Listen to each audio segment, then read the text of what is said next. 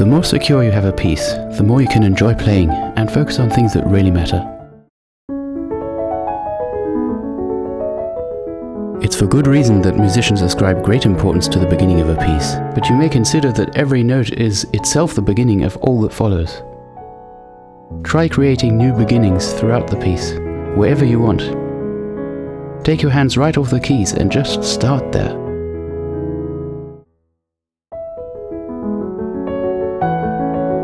You can also end in different places. This one's great to solidify a piece in the last days before an event, though I don't recommend waiting that long. You might be wondering what's the point if you can already play it hands together. Turns out that always playing hands together lets much of what each hand is doing by itself gradually slip away into unconscious habit. You can tell that's happened when you try this and find yourself struggling. The harder you find it, the more you'll benefit from doing it.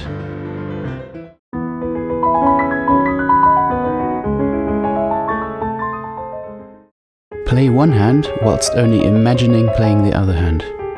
Try to focus all of your attention on the hand you're visualizing, with as much detail as you can, right down to even the sensation of touching the keys. It's very hard and takes a lot of concentration, so start very slowly and do very small sections. While doing this, you'll notice the hand that's playing tends to struggle. It's this hand we're actually practicing. We're teaching it to manage its part without all of our attention, and that's going to be very valuable down the road.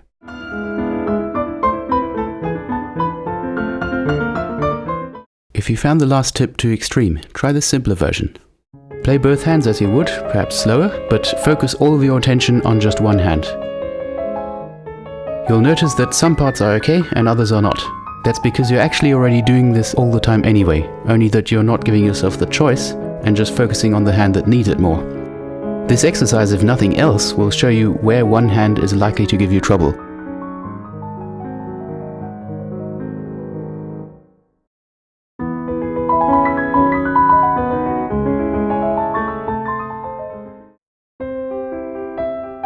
Piano is very different from most other instruments, because when we move imprecisely, it's not immediately apparent in the result.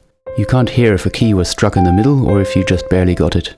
So let's aim to be more accurate than necessary and strike the keys right in the middle. Rely on your sense of touch and you'll know when it was a near miss.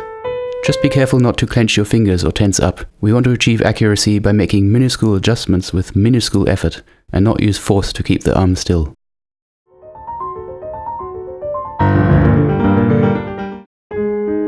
There are three main methods of transposing. One is directly by interval, simply counting up or down from each note you play. Another is by ear, and the last is the most important that we want to use here. That is developing a more intellectual knowledge of the piece. Specifically, that means knowing things like the intervals and the chords, even from memory. Instead of learning C, E, G, I think of it as 1, 3, 5, 7, 1 to 1. So I'm learning the pitches of the scale, and once you know those, it's much easier to do in another key, provided you have a working knowledge of that key. And the same thing works for chords and chord progressions. Now when transposing, another question comes up, and that is what fingering to use. There are two approaches. You could either stubbornly stick to the same fingering, or you could find a better fingering. Which one of those you use will depend on what you're trying to achieve, I think. If you really just want to secure a piece, then I would stick to the same fingering. For the long term, I prefer to try and find a decent fingering, as that improves your general keyboard skills and your ability to learn new pieces. Okay, we'll leave it there for today, as this is already quite a lot to try. But I have plenty more ideas to share with you, so if you like this series and want to see more, please subscribe and hit the like button. Until next time, thank you for watching and take care.